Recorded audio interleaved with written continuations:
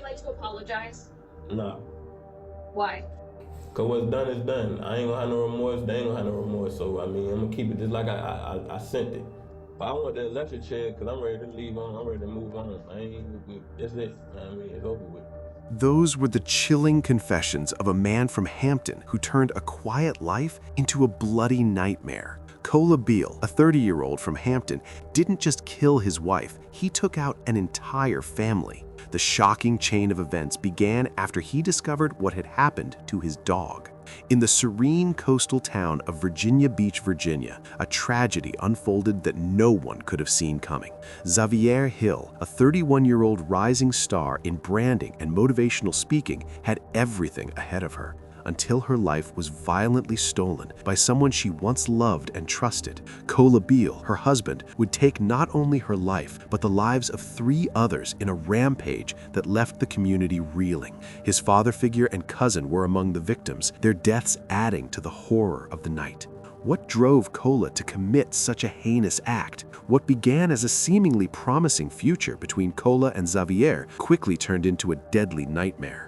As Kola spiraled into rage, what he did next would shock and devastate everyone who knew him. But before we get into the crime itself, let's take a closer look at the woman who was taken far too soon and the life she had worked so hard to build.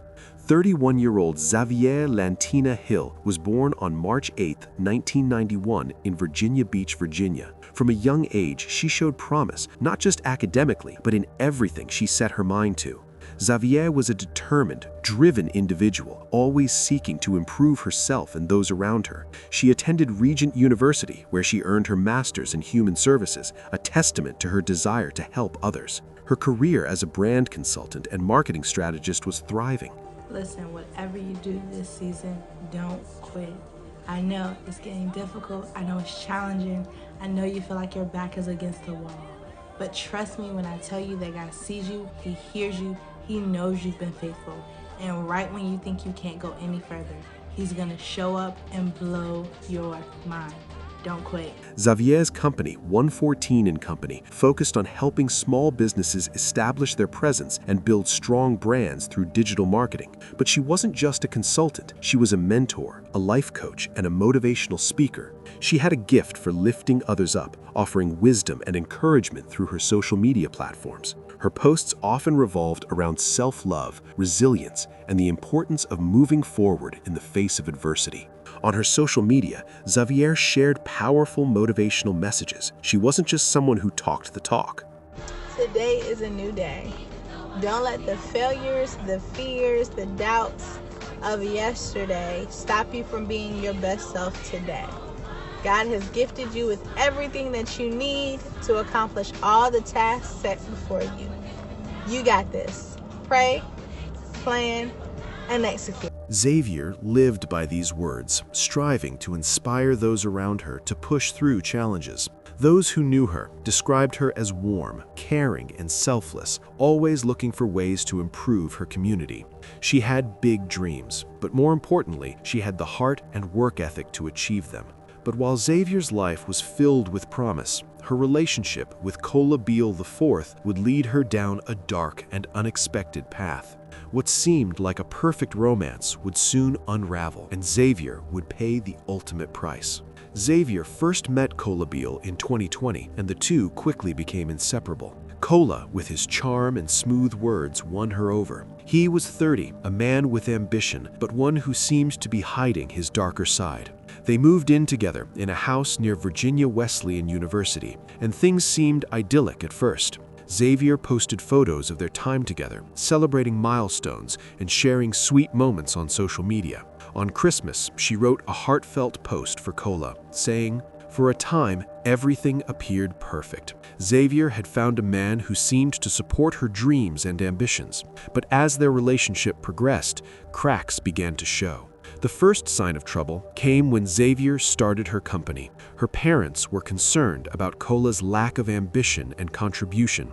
They questioned what Kola was bringing to the table, considering Zavier was the one putting in the hard work to make her business succeed. These concerns put a strain on the relationship, causing tension between Zavier and Kola. Cola didn't take kindly to the pressure from Zavier's family, and it was clear that the disapproval was building resentment. In March 2022, things would come to a boiling point. What happened next would shatter the lives of everyone involved and send the case spiraling into a horror no one could have predicted. On the evening of March 24, 2022, Zavier and Cola had an argument that escalated violently. It all began when Cola felt the weight of his insecurities and frustration after yet another disagreement with Zavier's parents. They had questioned him about his role in her life and his future plans. He felt emasculated and angry. The argument turned heated, and Zavier, determined to stand her ground, refused to back down. In a fit of rage, Cola threatened to harm Zavier's dog, a symbol of the life she had built in her own image. To him, this was the tipping point. In a chilling moment, Zavier, desperate to protect her pet, offered herself in the dog's place. "Do whatever you want to do to me instead," she pleaded. In that moment of vulnerability, Cola snapped. He shot Zavier in the head, killing her instantly. But the horror didn't end there. Cola wasn't done, and he would return to the house 2 days later to destroy everything Zavier had left. On March 26th, Cola returned to Zavier's home. This time, he set it on fire, killing Zavier's dog in the process. It was as if he was erasing everything she had ever built, both figuratively and literally. When police arrived at the scene, there was nothing they could do to save Zavier. Cola's rampage didn't stop there. He fled the scene and went to his adopted father's house, 73-year-old Clifton Baxter. Enraged by what he had just done and driven by a need for vengeance, Cola murdered Clifton, stealing up to $20,000 from the man's safe. But Cola wasn't finished. He then traveled to his cousin's home, Downey McLean, where he confessed to the murders. Downey, shocked and horrified by Cola's actions, was unable to defuse the situation. Cola, in a fit of anger, killed his cousin as well. By the time Cola's violent spree had ended, 3 people were dead, and a family was left broken, searching for answers. No, he trusted him. He trusted him just like a brother. That's why it's so hard to believe. It's so shocking, and it's just a hard burden to swallow. Something triggered it. If you did something like that, he had to be really angry about something. I don't know what that something was, but if you're reacting to harming family members, then it had to be something that was harbored on the inside. Just turn yourself in. I know you may be scared, you may be running, but you know, you've hurt a lot of us, and we just want to make sure that, you know,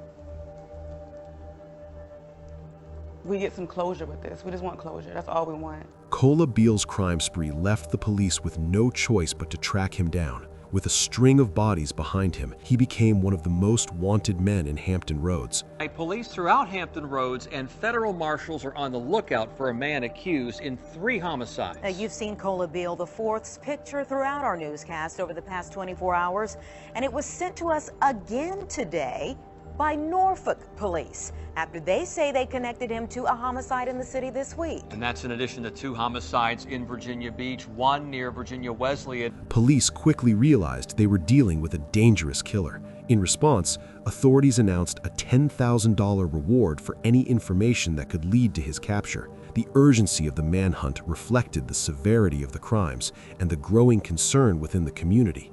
But Cola Beal IV was no stranger to law enforcement. He was already a convicted sex offender. His criminal history was marked by repeated run-ins with the law that painted a troubling picture long before the murders he now stands accused of. His record stretches back to 2013 when he pled guilty to robbery conspiracy and the use of a firearm in the commission of a felony. Just 4 years later, in 2017, Cola would admit guilt in another disturbing case. He had non-consensual contact with a victim under the age of 13. That conviction branded him as a sex offender and placed him under strict probationary conditions. Even while under supervision, Cola continued to break the law. In 2019, he was caught driving drunk on Naval Station Norfolk, a federal offense. He was found guilty of the DUI charge and sentenced to spend 5 days in jail, a punishment that did little to deter his behavior. Now, Cola faces the most serious charges of his life. Authorities accuse him of killing his girlfriend, a father figure, and a cousin, crimes that shocked Virginia communities and revealed the violent escalation of a man with a long history of criminal conduct. Investigators warned the public to remain vigilant, emphasizing that Cole posed a serious threat until he was brought into custody. The police were in pursuit of Cola, and the federal marshals were called in to assist. After days of searching, the Hampton Police Division SWAT team was able to track Cola to a home in the Buckrow area of Hampton.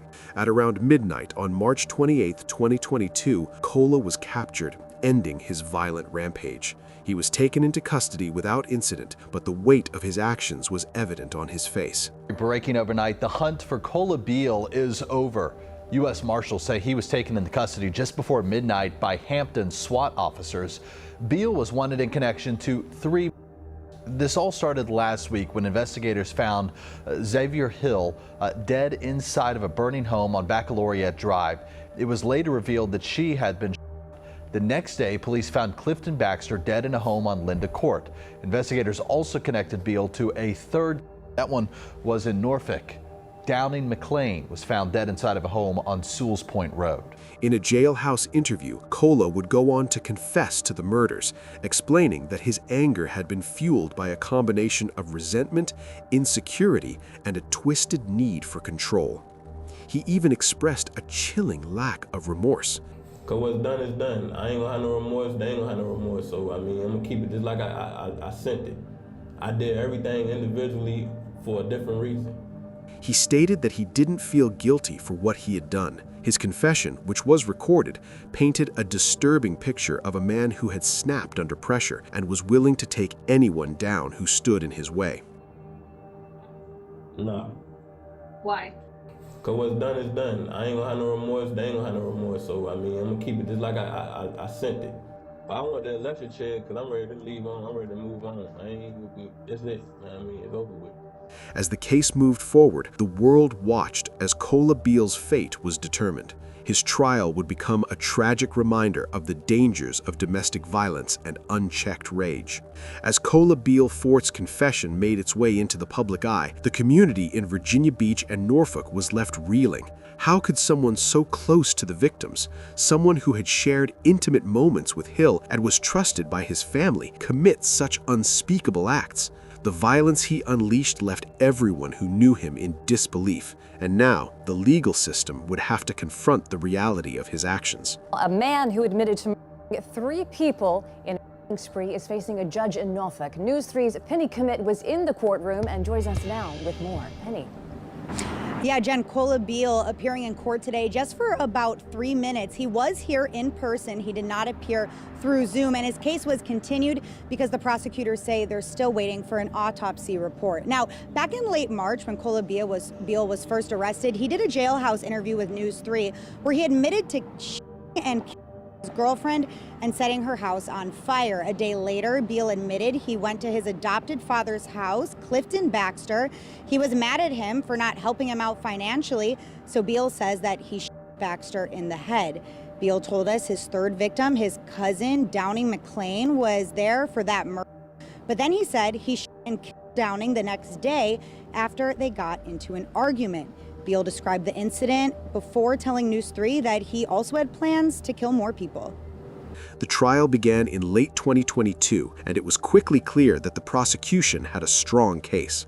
Cola's cold and calculated confessions, coupled with the evidence against him, painted a grim picture of his motives. Zavier's family, who had once hoped that the relationship would end in love, now found themselves sitting in a courtroom seeking justice for the brutal murders of their daughter and loved ones. The prosecution laid out a damning case. Cola's history of violence, his complete lack of remorse, and his brutal spree of killings. They focused heavily on his motives: resentment from Zavier's parents, jealousy, and a need for control. Zavier had become a successful, independent woman, and Kola, unable to measure up to her achievements, had grown increasingly hostile and insecure. This, the prosecution argued, had led to the tragic events of March 2022. But Kola's defense team attempted to present a different narrative. They argued that Kola had been mentally unstable, claiming that his upbringing and previous experiences had contributed to his emotional breakdown. During the interrogation, he kept saying he felt like he wasn't being heard. His defense attorney says Beal was stressed and dealing with a lot of anxiety.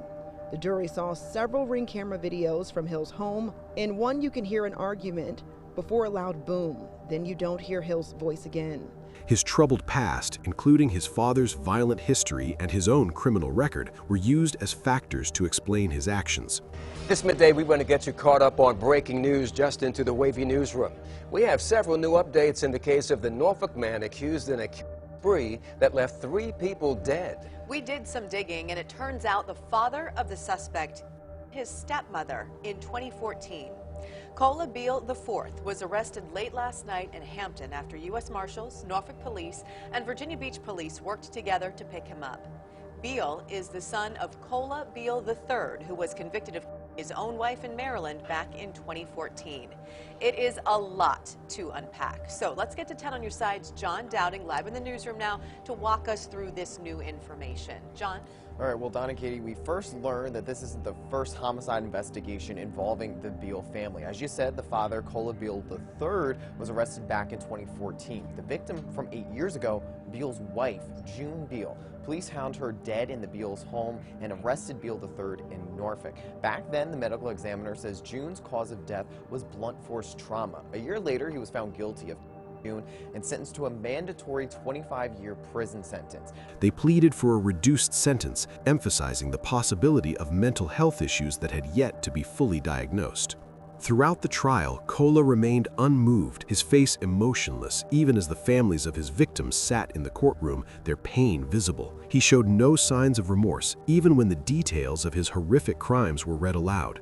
The jury, however, had the difficult task of weighing his past against the cold reality of his actions.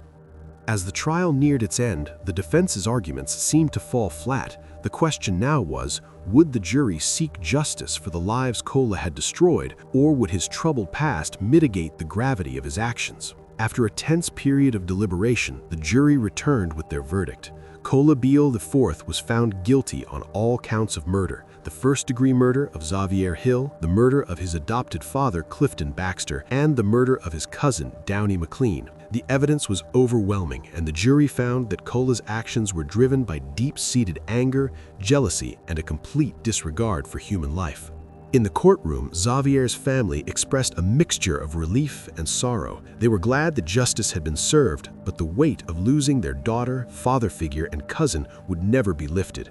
The years of memories, the hopes for Zavier's future, and the love they had for her would never be replaced. Kola's defense team attempted to appeal the verdict, citing his mental health issues and the pressures of his upbringing. However, the prosecution successfully argued that while his past was tragic, it did not excuse his actions, especially given the calculated nature of the murders. All right, well, the man convicted of going on a killing spree in Virginia Beach and Norfolk will spend the rest of his life behind bars. Yeah, today a Virginia Beach judge sentenced Kola Beal in the murders of his girlfriend and the man who raised him. Casey Baylor has the story. A Virginia Beach judge sentenced Kola Beal to 3 life terms. This morning, several loved ones in court described how the deaths of Zavier Hill and Clifton Baxter have impacted them over the last 2 years. In January 2023, Kola Beal IV was sentenced to life in prison without the possibility of parole. The judge, in delivering the sentence, said that Kola's actions were unforgivable, and his lack of remorse throughout the trial was further evidence of his inability to change. As Kola was escorted from the courtroom, his family, who had been present during the trial, were left to grapple with the reality of his actions. His father, Kola Beal III, who was serving a prison sentence for the murder of his wife back in 2014, sat silently, his face showing little emotion. The legacy of violence and dysfunction seemed to have perpetuated itself through the generations. For Zavier's family, the sentence was a bittersweet conclusion. While they were glad that Kola would never have the opportunity to hurt anyone again, the pain of losing Zavier in such a brutal and senseless way remained with them. Her mother, speaking at a memorial event after the sentencing, said Zavier had such a beautiful spirit. She was on her way to changing the world. She didn't deserve this, but we won't let her death be in vain. She added that they'll continue her work and make sure she's never forgotten. The community, too, was left reeling. Many had known Zavier personally, and her sudden death had shaken them to the core. The tragic events of March 2022 served as a harsh reminder of the dangers of unchecked jealousy, emotional abuse, and the consequences of living in a cycle of violence. As time passed, the impact of Zavier's death rippled through Virginia Beach and Norfolk, leaving a lasting legacy. But for some, the story wasn't over. Kola Beal's life behind bars was just the beginning of a long process of healing and reflection for the families and friends who had been affected. In the wake of the sentencing, Zavier's family and close friends worked to keep her memory alive. They established a foundation in her name focused on providing support and resources for individuals affected by domestic violence. Zavier's life and work, her passion for helping others, her motivation to inspire, and her commitment to her community became the driving force behind the foundation's mission. The foundation organized events, workshops, and outreach programs, particularly focusing on helping young women build self-confidence, pursue their goals, and escape toxic relationships. Zavier's social media posts and motivational speeches, which had inspired so many before her death, were now used as tools to uplift others who might be struggling with similar issues. Kola's crimes also brought attention to the issue of domestic violence and how subtle yet destructive emotional abuse can be. Experts in the field of domestic violence prevention began speaking more openly about the signs of control and manipulation that often precede violence. Absolutely. If you're a family or friend or even just a concerned member of the community, you want to notice if somebody's changing their behavior, if they seem to be afraid of their partner, if somebody who is enthusiastic and exuberant is all of a sudden very quiet or shy. Certainly if you see bruises or cuts that can't be explained, but that isn't always the case. Sometimes the scars are very much inside. So if you do see or are concerned about domestic violence, ideally, you can find a quiet time to talk to the person you're concerned about and really just ask them. We encourage people not to blame somebody, not to shame, to just make themselves available to have a conversation. They stressed the importance of early intervention and the need to create a culture where survivors feel safe to speak out. Kola's own family, who had witnessed the downward spiral of his life, were left grappling with the consequences of his actions. Kola's father, in particular, seemed to have come to terms with the fact that his son had inherited his own violent tendencies. There was no denying the pattern of dysfunction, and for Kola Beal IV, it would be his legacy. Zavier Hill's death and the tragic events that followed serve as a powerful reminder of the dangers of domestic violence. How can we break the cycle? What steps can we take to ensure that more lives aren't lost to the same patterns of abuse and violence?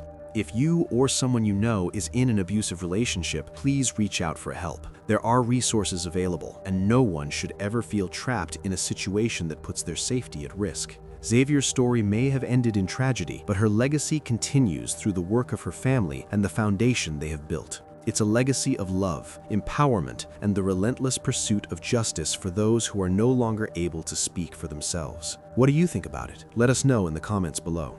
And if you found this story intriguing, please like, share, and don't forget to subscribe for more stories like this.